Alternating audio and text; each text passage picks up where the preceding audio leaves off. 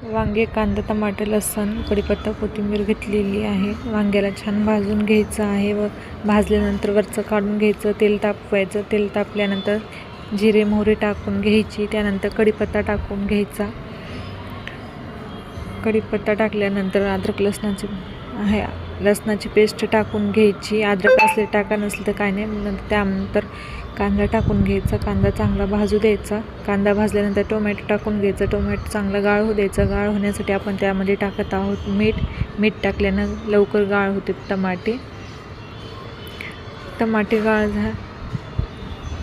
टमाटे गाळ झालेले आहेत हे आपले.